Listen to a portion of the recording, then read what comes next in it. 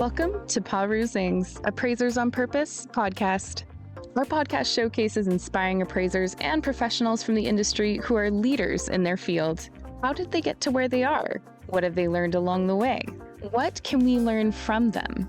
Your host is real estate investor, entrepreneur, and appraiser, Michael Hobbs. Oh my goodness, hey friends, thanks for joining us for another exciting, engaging, and informative episode of Perusing's Appraisers on Purpose podcast. I'm your host, Michael Hobbs, and this episode, I'm excited to have Martin with us. Martin, thanks for joining us. Thanks, Michael. I appreciate you for having me, and hello to everybody out there. Yeah, appreciate it. Friends, we just did a little analytics. We're kind of good at data, like you are as well. And we found that in the last month, 64% of you all enjoyed the content, but had not yet subscribed to the channel. And as you do, that continues to let more of the tens of thousands of people in the industry know all about this, and specifically Marty, because Marty cares about you, but he hopes that you care about him too. So make sure to like the episode as well. So Marty, hey, everybody wants to know, were you born this way, or how did you get into the appraisal and valuation profession? That's a great question. I'd like to think I was born this way, but I think a couple of bumps in the head from a surfboard. Ooh, here I am. All right. That happens. Oh my gosh, that is something else. A surfboard means that you were probably down in Costa Rica hanging out for fun, or what has it for you? Yeah, I was an engineer with Qualcomm in San Diego, and I was out in the water talking with a buddy of mine, his dad, who was an appraiser, and his name is Mark, and probably confidentiality, I'll let him keep that. Sure. And so we're sitting in the water, and hey, Mark, how's it going? And good, Marty, how you doing? Oh, I'm playing hooky. We got 10-foot waves. It's better than working. Yeah. And what are you doing? You're working, right? Nope, I'm an appraiser. I'll work when the waves are done. Tell me more about this appraisal thing. No way. So basically the freedom and flexibility of the industry piqued your interest from being a full-time at the desk engineer at Qualcomm. Yeah. Wow. The math was there. Maybe not to the same degree, but sure, we get the math every once in a while. Oh my goodness. Yeah, just a little bit of it. So with that experience, you meet him. Over what period of time did you decide to go from working at a company like Qualcomm, and now the future becomes you being in the real estate appraisal profession? Yeah, that's a great question. It took about a year, I would say. Okay. It was at the same time I was still going through my master's in San Diego international studies, which I didn't see the point in that. And then same thing with my master's in engineering. So that went to master's in finance. Sure. And just the rest of it carved itself out. I got my training, relocated to Colorado from San Diego to Denver, which was not a professional move. It was a personal move. Okay. Because everybody leaves surfing, but having your feet strapped to a board will also get you to Denver and the surrounding areas for your snowboarding or your skiing. Yeah, a lot of friends told me I looked like I was surfing on the mountain and not snowboarding. What else are you going to do out here? Wow, that's something else. So you relocate, and then was the relocation just a nice tie-in for your valuation and appraisal opportunity? I don't think I could have relocated anywhere, which is, I think, the fabulous part of what we do. Once you figure out your community, your neighborhood, and opening up a business is no different than maybe it is. But it wasn't too bad here in Colorado. And got my training, went from one office into two offices, started covering a region as opposed to just a town. Oh, wow. I got lined up. Really quick, I saw how much I enjoyed it. There's never a house or never a property that can't have every property has a value. So uncovering that value, peeling back to the layers of the onion, is just as intriguing as sometimes a fun engineering project. But I've got the benefit of working with some appraisers along the way, some MAIs. Oh, They showed me different ropes, different avenues for appraisers, and yeah. my eyes just kept getting bigger. And yeah. That's phenomenal. So when you relocated, how did you go about finding your first opportunity to get into the industry? So I first started off with a certified general working underneath them. Okay. Quickly learned the market, got myself taken care of to where I was an expert in the area. Nice. And like I said, the math wasn't very difficult. Compared to engineering, where Yeah. second, third order integrations. And so this is linear, which is nice. And but always along the way, I was building my own models. Yeah. And I kept doing that as I was doing my appraisal career.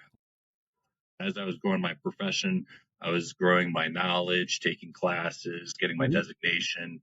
Yeah. But ultimately, it really was the fact that I kept building little models. I never really took a foot out of software, more or less just, I guess it was just hibernating in me for a while. Sure. No, that makes some sense. So you start working with the certified general, and was that just a sole practitioner, or was that part of a small firm or a regional firm or national firm? A small firm. And one of the things I quickly learned was the amount of time being spent in an office was in our practice was not appraising. Yeah. And so what I did immediately was, once I got on my own, I office manager and really just made it so that way I could just appraise. When I sit my butt in the chair, it's pure appraisal work and not me answering the phone, me doing advertisement work, or maybe talking to a client about future work. If it was that, it was the most important thing I could do is really just sit in the chair and work. Totally. Because I would say 3/4 of the day pulls you away from it. That is very true. That whole idea of focus work Yeah. is such a valuable, not just proposition, but the opportunity to execute on that is what really drives the hourly earnings. Yeah. Oh yeah. Because if you're not productive when you're sitting down, you're just not going to be able to bill or invoice however your business is running. But it came pretty quick. That was something I needed to take care of because my time was more valuable than me answering the phone call, let's say, or Totally makes sense. Wow. or sending bills or paying bills. Given that you'd come out of an environment like Qualcomm, you go to work in the appraising profession, you work with a certified general. What was that training like compared to the environment you had previously been brought up in? Obviously at Qualcomm, I'd take it to be you're probably engineer with a bachelor's of science and maybe some other educational accomplishments to your credit. And then you go to something that's probably not like that. Yeah, no, I was always trying to find, like, going to the back of the book going, is this getting any harder? And it's not that the math is the difficult part. It's the translation of what, and how does the market react? And remember, you're talking to humans that need that explanation. So maybe it's clicking in your head, but you have to put it on paper and express your thoughts, and it has to be coherent. A lot of us get so caught up in pumping a report out, and the next thing you know, you look at the grammar and it's like, that's not exactly what I wanted to say. But so no, it's a different approach. I still was able to grab a lot of my engineering skills because one of the things that we did was not just design, but the life of a project in engineering, you go from design to manufacture to testing. And leading with a good process. Yes. That's probably the best thing you can do. And then defining the process, but also making sure when processes fail, what happened? What can I do to improve? And so this is all stuff that I picked up from engineering. And even more so today, we really apply this stuff more so than ever. Oh, that's phenomenal. So how long did you work with someone before you decided that, hey, my thing is I want to be like my buddy's dad out there on the water and have that freedom and flexibility? A couple of years when I realized I pretty much had everything I needed from him, that I wasn't going to learn anymore. I see. And that's when I was really seeking out more assistance from other MAIs on piecework that I would get and align myself with them. And they were fantastic. I mean, I love it. some of these guys it's just nuggets of information that I've kept gold that throughout the years. One of my favorites is Peter Bowes, and the projects he handled were so complex. And most of us would look at it and just throw up our hands. And he's, let's start peeling this thing back. Yep. Let's do this. Wow, that is something else. So, yeah, it's to be able to work with some of them really helped me in understanding the complexities. It's not everything is always as straightforward as it may seem, but at the same time, everything has a value. So we're going to get there. Yeah, that's a great way to put it. And I think that's, in my experience, I can relate to it because of when residential drives people heavily towards this form approach. There's nothing necessarily wrong with that. But in commercial, it's much more of a,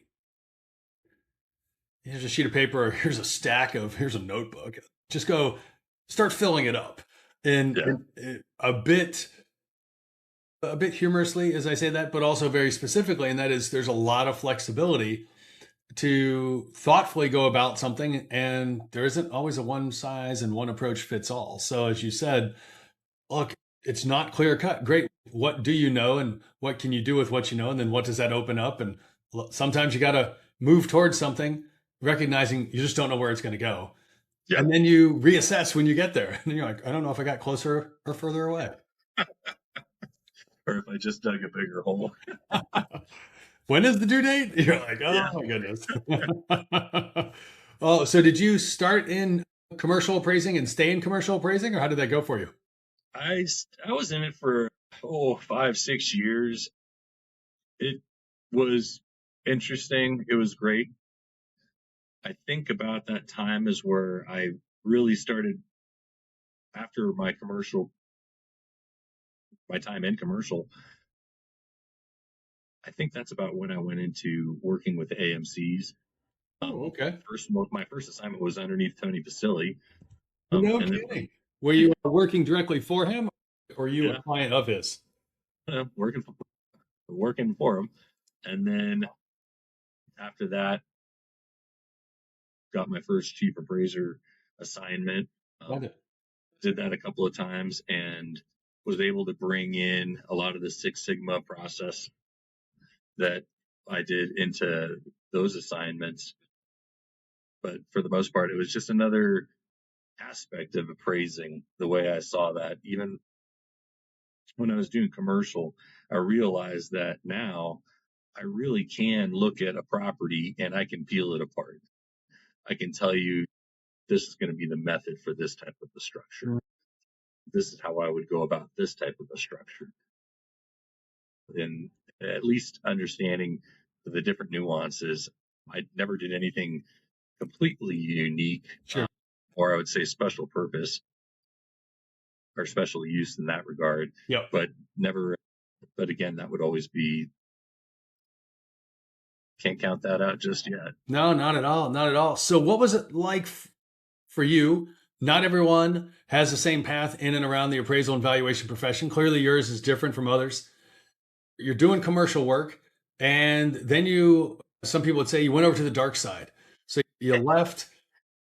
It sounds like working on your own, like you worked with the certified general. You had an opportunity to work with some MAIs. You saw a pathway, you pursue it.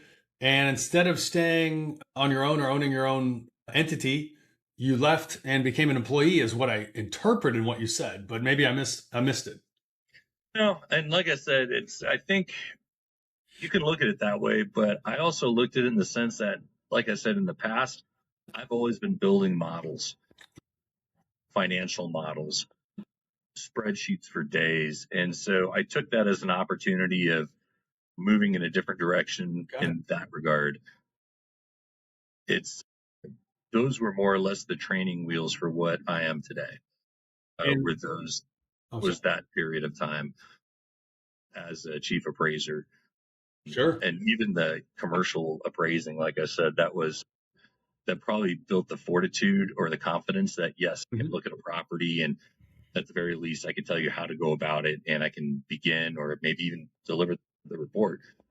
But I can, with confidence, be able to take on assignments. No, that's fantastic. So you very intentionally chose to make a change to broaden and deepen your skill set, is what I am now understanding.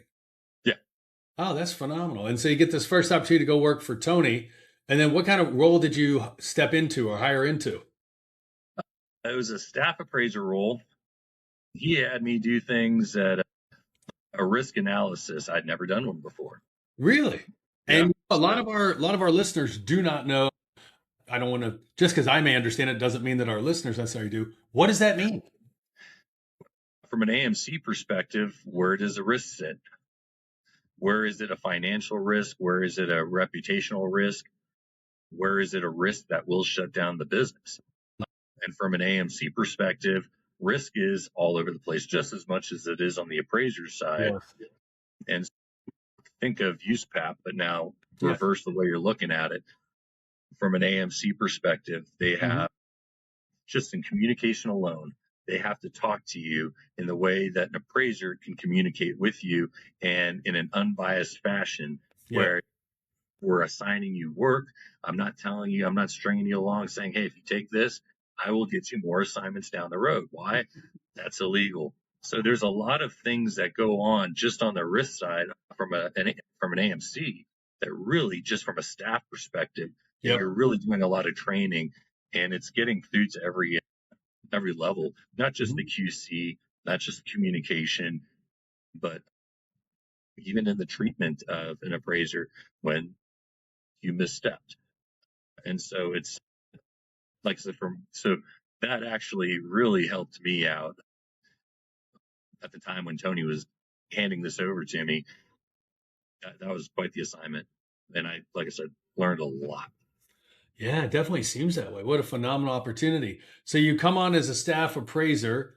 You're doing risk analysis as well as field work, or were you all or mostly all internal? A staff appraiser internally to an AMC operates a little differently.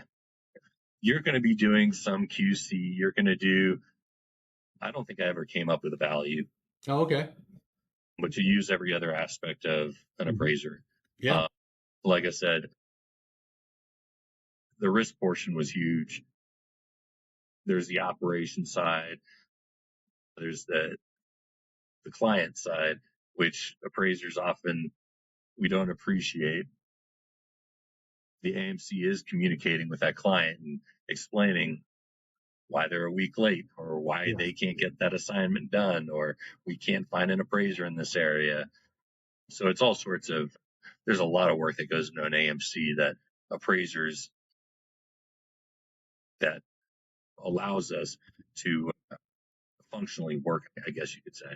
Yeah, no, I definitely appreciate that. And then for those that haven't had an opportunity to work on that side of the industry, you come in as a staff appraiser. What does that professional progression look like? I did hear you say, of course, you ultimately get an opportunity to go on and you've had a couple of chief appraiser jobs, but I assume people don't just go from staff appraiser to chief appraiser. There's some professional development. Or you just Martin and you just go straight to the top. That's just how it is. You can. I think that the professional development that you want is what I received along the way. Yeah. And so I've always been very intentional with my time. It wasn't something that like, hey, I'm just over here to collect a paycheck. I'm here to learn. And so whether it was the operational side, the software side, gosh, even building a panel, every aspect of an AMC is truly something that is, it's a business. It's that a well-run business will do well. Oh, that's fascinating to hear. And that's just one of those experiences where people listening, it's one thing to have some general appreciation for what you've accomplished. It's another when they can start to see for themselves, hey, what were activities that Martin did or things that he was paying attention to that gave him awareness for future, in this case, employment. And very few people get to the top of the industry as you and Tony, for that matter, have done. So it's really a wonderful acknowledgement to take some time and share that approach. So you get to work with Tony for a while. And then for those of you that haven't had a chance to listen to Tony's episode, pause, go listen to Tony's episode, come back and continue to listen to Martin's. But Tony has had the opportunity to work with and build up a number of AMCs. How long were you with the first firm with Tony before you went on to your next opportunity? The market right now is tough for appraisal companies. Many companies are having a hard time getting enough work with the same marketing they used to. Is your company struggling, having a hard time getting new customers or getting additional work from existing customers? The answer to this problem is easier than you think. Do more business with the people you already know. Over 10 years, the average U.S. appraisal firm meets over 17,000 potential customers. That's a lot of people you could be doing business with right now. But it's a big problem if you don't have a proven process to communicate with them. StoryLux turns this problem into an opportunity to grow.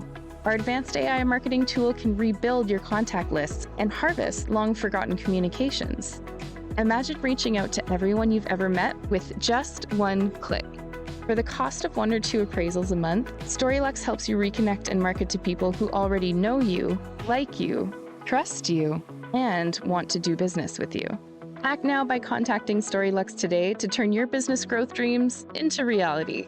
Email appraisal@storylux.com. That is appraisal@storylux.com. And now back to part 2 of the episode. Year 2. That was fast. It was, I honestly couldn't say, a year or 2 maybe. It's less than a decade. We're clear that's much. And okay, maybe a little more. Under a decade, maybe even 3. But once you're in the space, you get to see each other quite a bit. And Tony you see him at the conventions, the other chief appraisers out there, and others that are shaping the industry from that position. Yeah, that makes total sense. And so for you and working at that firm, how did that transition into your next opportunity where you actually did become a chief appraiser? So yeah, like I said, dealing with risk really opened my eyes to, okay, this is the playbook. Yes. This is what we do from our risk perspective, like how we build around use path in every aspect of an AMC, whether it's quality control, vendor panel management, believe it or not, that's extensive. And so there's quite a bit. And so just in learning that really helped me in my next assignment. And from one assignment on to the other, each one had me focus on whether it was the technology side or completely rebuilding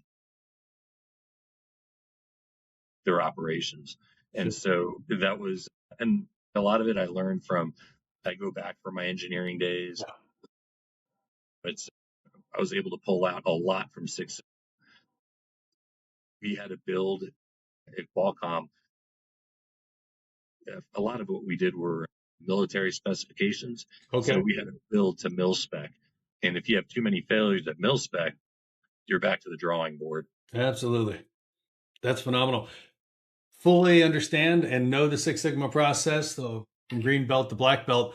A lot of people have no idea what we're talking about. You want to take a couple minutes and actually walk through it? Googling. It is, of course, a whole methodology that industries run on. But yeah, since you have a bit of an engineering background and clearly quite experienced in it, share a little bit about that because it plays significantly into your career. Yeah, even right now, it's all about process, taking the data that you get once you're feeding it, and then also learning about where you can make changes. It's really fascinating to go from one belt to the other. I think I finished off at, good Lord, yeah, doesn't matter. I think I almost make up my own processes at this point. You probably do. You probably do. But much like martial arts, there's a series of belts that demonstrate your abilities, your competency, if you will. And from the foundation level, when you just kind of get involved in it and go for green belt, why does it exist, and what ultimately is it, Martin? Ultimately, it's going to get you a product where it's going to reduce your costs, it's going to reduce the amount of failures, and it's going to increase the amount of production that you're manufacturing. So it's more of a manufacturing, but it's very process driven. And so we're, instead of kicking out reports and then always addressing with revision requests, this is where you can apply Six Sigma and really get those revision requests down and just write that report once out, it's done. And so that's probably the most basic ways to use it. Nowadays, with what I'm doing, we're doing a lot of technology, a lot of building. So we're constantly going back, we're going and testing. It's one of those that if we don't test now, we're building for scale. So therefore, if we introduce to the public what we built at scale and there's an error that comes up as you log in, that error is going to come 1,000 times a day. And immediately it's going to shut your product down. It's literally something that I've taken all to this way. It's such an important point that you refer to regularly, and because of your engineering background, you're quite familiar with it. Many people don't have an engineering background, at least in this profession, and therefore the whole idea of what do you mean build for scale and what's like a Six Sigma process, as he said, definitely just Google it. But more importantly, how it translates is you just want to know, like the restaurant you love to go to, that the experience you had before is going to be at least the same or better the next time you go. That's kind of how I've found to boil it down for people. They're like, why does it matter? I'm like, why is the place that you go the one that you go to versus all the places wherever you live? And there's a number of different characteristics, but consistency tends to be a big piece of it. It's like inconsistent experiences don't get lifetime customers, don't get repeat customers. And to your point, that's a great way of saying it. I think a process, but you bring it to food and it's yes, that's perfect.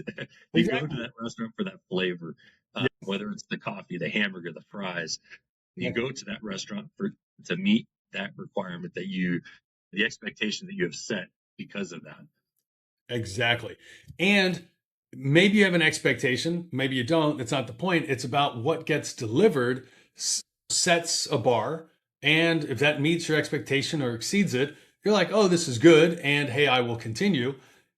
Now you bring it over to things like appraisal. Yeah, is it no surprise that from a chief appraiser standpoint, they like to work with people that do quality work consistently that actually makes their job easier and not harder? Shocker. Yeah. Or even responsive, getting on the phone. Gosh, it's crazy. Yeah, and that's another thing with my time in the AMCs. It's when I do get on the phone, and I'm always grateful, and what can I do for you? Yeah, no, I totally get that. So when you got your first chief appraiser opportunity, what was it like stepping into the full role as opposed to being someone who reported up to that type of role? Oh, you report to somebody. There's someone above you. And it's no different. You're always in the service industry, and you have to figure out what it is that you were assigned to do, and you attack it. I had a set standards of what I was to accomplish when I was over there. And it's not that. It's not like you have the reign of the countryside. Exactly. So and a lot of it was transitioning staff, again, maintaining compliance. It's everything that runs the companies, that way they can maintain profit. Because the second they're not profitable, it comes all to a grinding halt. And so one of the places that I want to say the last 5-10 years now, there's more and more private equity firms that are getting into this space because it returns albeit a small margin, a very defined margin. And so it's definitely happening. Yeah, no, that is absolutely the case. And so you get into that first chief appraiser opportunity. What was that, a regional? Was that a national firm? And was it National firm. okay? And they had finished consuming 2 or 3 other appraisal firms. Oh, I see. And so it was getting them online and at the same time trimming. So it's very much, you play the executive in in a merger and acquisition. Oh, yeah. You're the one that's combining. You're the one that's trimming a team so that way they operate efficiently. Yes. You don't need 10 people where you need 5. Yes. Yeah, there's always duplication. That's part of the cost savings that help drive the acquisition in the first place. Yep. For those that have been in and around the M&A space, for those that haven't, just know there's duplication. And duplication blocks profits. Yeah, my brother-in-law is going through that right now. He was high up in a firm and doing a great job, really helped them. And it really was a big reason why the company became more valuable. And then they sold to a much larger entity. And the larger entity looks around, it's kind of like, hey, it's great, but we kind of have the role that we think you do, and we don't want to pay you what you're earning. So we're going to give you 6 months notice to help you get some wings somewhere else. Because that's what happens. You grow the business and everybody exits. I mean, unless you bring value. Yeah. That's exactly how it goes. And even if you bring value, you're going to exit. You're going to die. You're going to sell. Something's going to happen. To your point. And that was definitely the case. I think that's probably more important than most people realize. You have to have your exit planned almost the day you're hired, the day that you started something. Pardon me. And so you're not wrong. That's almost as important as the day you start. That is a great perspective. So you integrated some acquired firms, you streamline it so that you start earning some of the ROI on the investment thesis for the acquirer in that case. How does someone, because this is fascinating, a lot of people don't have access to individuals that are chief appraisers or have served as a chief appraiser, and they just think, well, I had a call with him or I had a call with her. And as you're touching on, there's so much more behind the scenes that goes on. Yeah. Oh, if it was just picking a comp and making the adjustment, which it never is. No, sir, it's not. No, it's always something else, isn't it? I think nowadays technology is such a huge landscape, and it's helped both the appraiser as well as appraisal users. Yes. And I think as we go through it, and we're not done going through this. Oh, we're not even close. No, the advent of AI is going to completely arm us with new tools, but at the same time, it's going to bring us into another realm of what we do. Yeah. Data management is lightning fast now. What I can do with data, what we're doing, what we're building, couldn't have done this 5 years ago. No, that completely makes sense. When you're with that company, what has you leave one chief appraiser opportunity for another? Opportunities. Yeah. Yeah, just had another opportunity where it was literally rebuild. Oh, wow. Okay. And that's where probably I'd say a big building scale is what took place at this last one. And taking 2,000 widgets a month and cranking that to 35,000 widgets a month. Got it. But you have a lot of problems that become bottleneck issues that you cannot have happen, especially when you're serving a national client. They don't want to hear about your issues. They just want to hear that you can get it done. Yep. That is simply said, as you brought it across, such a powerful piece, because the bigger in this case, the provider or supplier is, they're like, look, that's not our problem. And don't make it our problem. No, they'll go somewhere else. For an AMC, it may be the granularity of their vendor panel. Maybe you're the one guy they have in that community, but when you get backlogged, who else do they have in order to maintain their turn times? That's what they're held to by their client. Sure. And so it becomes that's a lot of the times what you end up trying to solve. Sure. And then fascinating, because this industry is both process as well as people. You being an engineer dealt predominantly with people in the engineering process, but ultimately the manufacturing production heavily wasn't done by people. It was done by machines building, call it machines.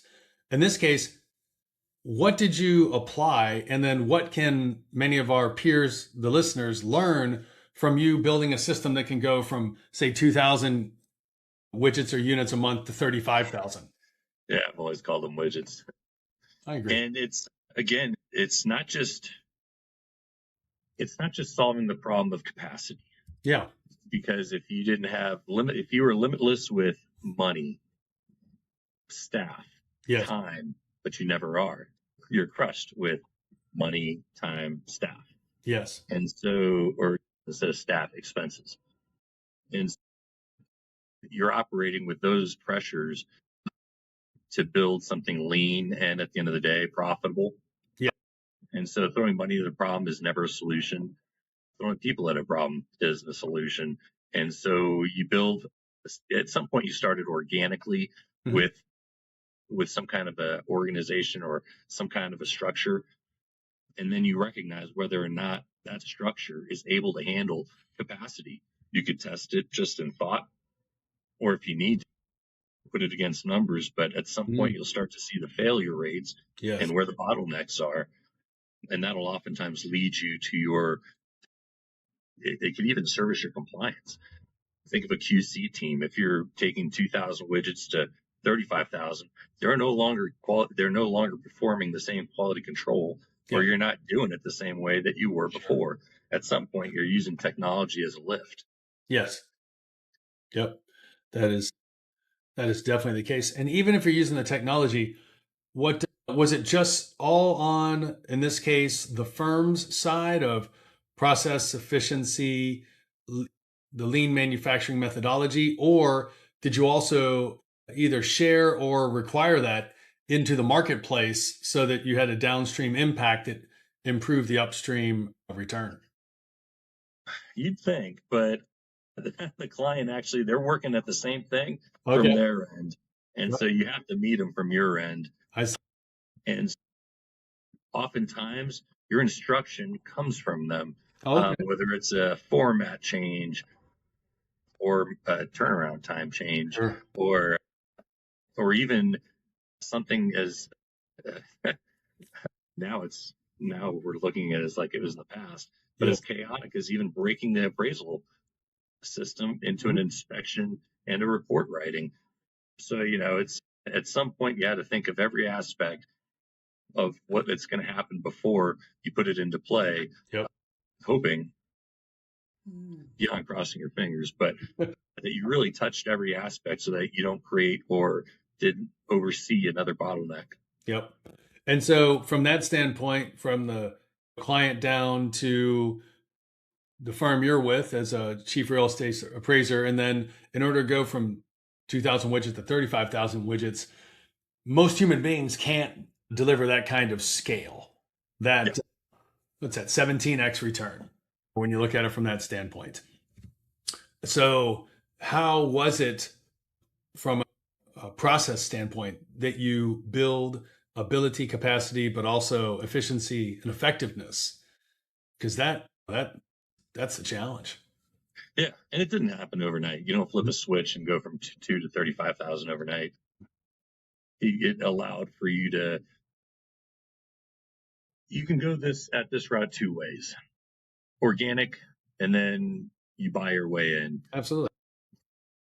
You could buy the capacity, or you organically manage the capacity. And so those are really your only two ways of doing this thing.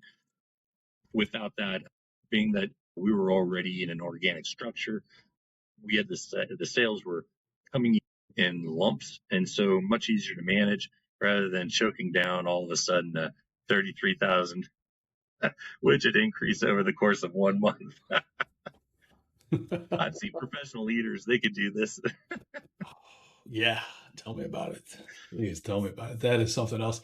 What did you all, in your role, as you mentioned, you obviously as chief appraiser, you do talk to a number of the peers in the appraisal profession, specifically those that are providers to a firm. How much of that do you expect, or did you expect in that growth process, your existing providers or appraisers, if you will, to provide? And how much of that did you actually have to go and just add more licensed, certified professionals to help get it done? So that was probably the first thing that we identified as the major choke point, was the lack of granularity for the panel. So that turned into an instant, bringing everybody onto the panel and using every aspect of the business to get more appraisers for every county. At first, it was a push to get an appraiser per zip code, Yep. 2 per zip code, and then to make sure that now we're looking at volume across the zip code, saying, hey, are we meeting turn times? Because maybe 2 isn't sufficient. Maybe you have a servicer that really has more volume in a certain metro, an MSA, one more than the other. Yep. And then not to mention, what do you do when you cover certain states that are a lot more rural than others, meaning appraisers, we sometimes don't go everywhere. No, they do not. They do not. There weren't self-driving Teslas 10 years ago that could transform that ability to get the work done. Yeah, somebody actually had to drive that vehicle. Oh, wow. That is amazing. And so have you stayed in that chief appraiser space, or have you continued on with some new opportunities? Now, I went forward with, I was sharing with you earlier how Yeah. I had a family, my son went through cancer, and it just, for me, it was putting the brakes down. And Yeah. I think all of us as Mhm.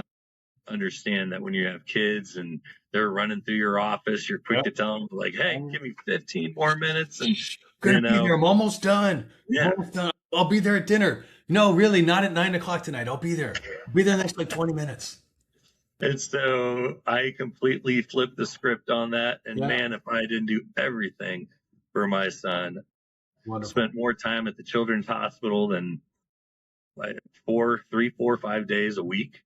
That's And this is it's your son.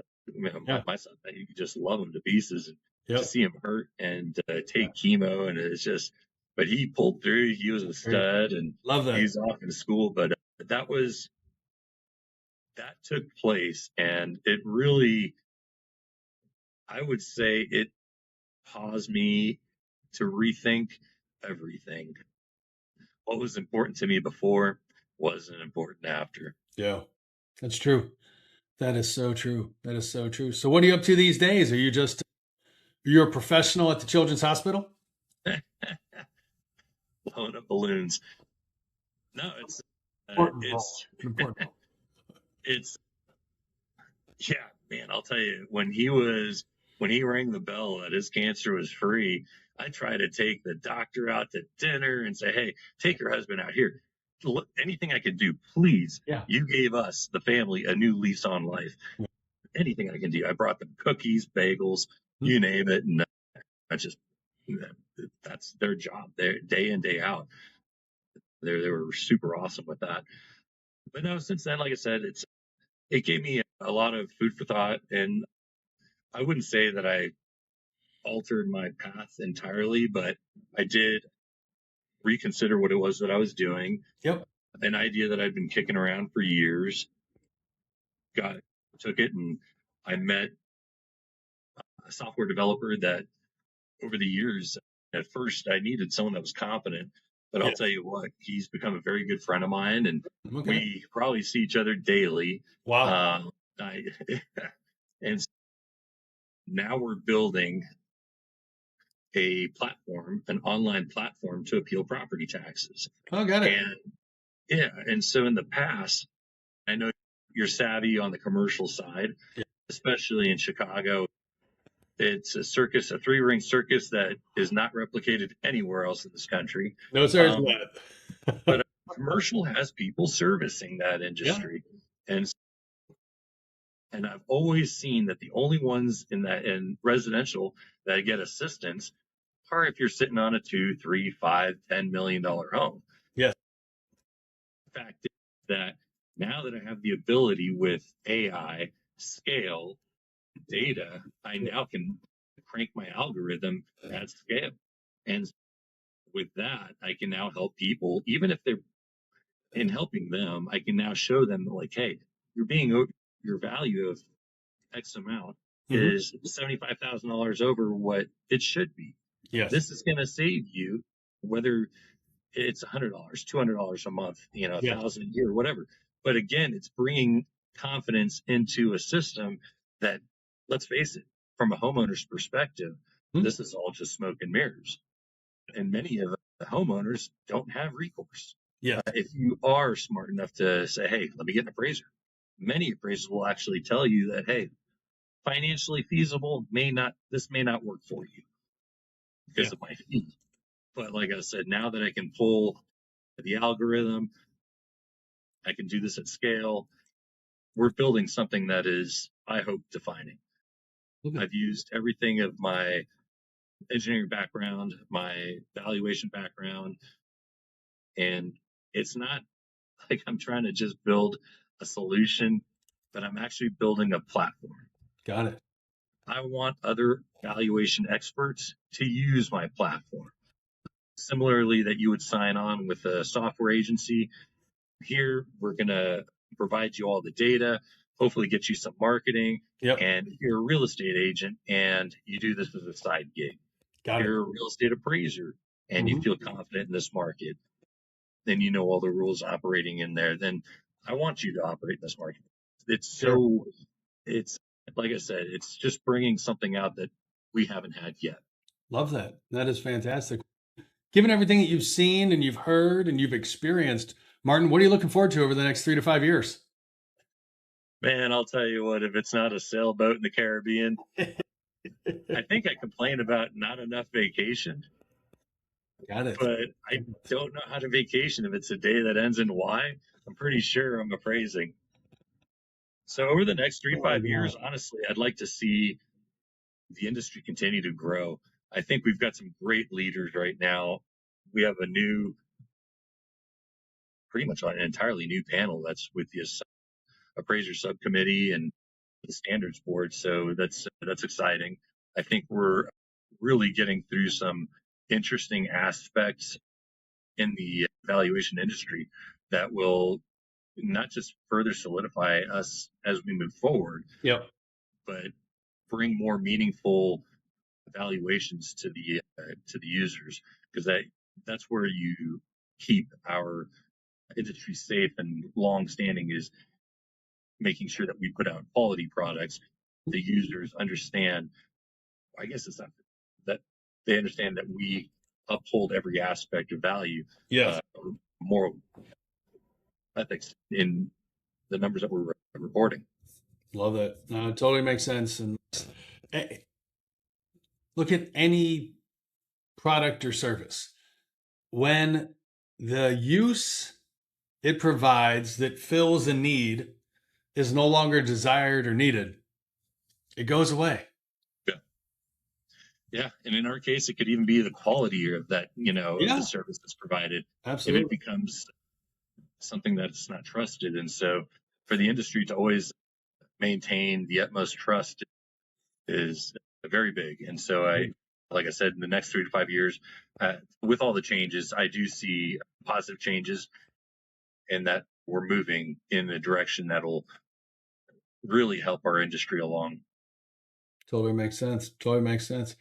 Martin, I appreciate you joining us for this episode of Perusing the Appraisers on Purpose podcast. It's always so insightful to hear different people's pathways, and maybe you're going to inspire a couple current chip engineers to leave and come into the appraisal profession so they can go do some surfing and appraising all at the same time. Something like that. Michael, thank you so much for your time. Buddy. It's always great to talk about it, and nobody really asks you, hey, how'd you end up here? Yeah. It's a question a lot of people like, though. Yeah, that's definitely the case. It's definitely the case. Well, friends, thanks for joining us. Please do what only you can do, and not only subscribe, but more importantly, like the podcast, because Martin cares about you. That's what it comes down to. Until next episode, friends. Thanks for listening to this week's episode of Froehlich's Appraisers on Purpose. We hope you enjoyed learning from the amazing professional paths and achievements of our beloved guests. Before we go, please subscribe on your listening channel, Spotify, LinkedIn, YouTube, and other podcast channels to hear more from appraisers and valuers regarding their life and their work. After you drop a comment below, who is one friend and peer you can generously share this episode with? If you have any suggestions or questions for future episodes, we'd love to hear from you. Just send us a message on LinkedIn and we'll be sure to get back to you. Thanks again for listening, and until we're together again for the next session of Froehlich's Appraisers on Purpose, create the change that you seek.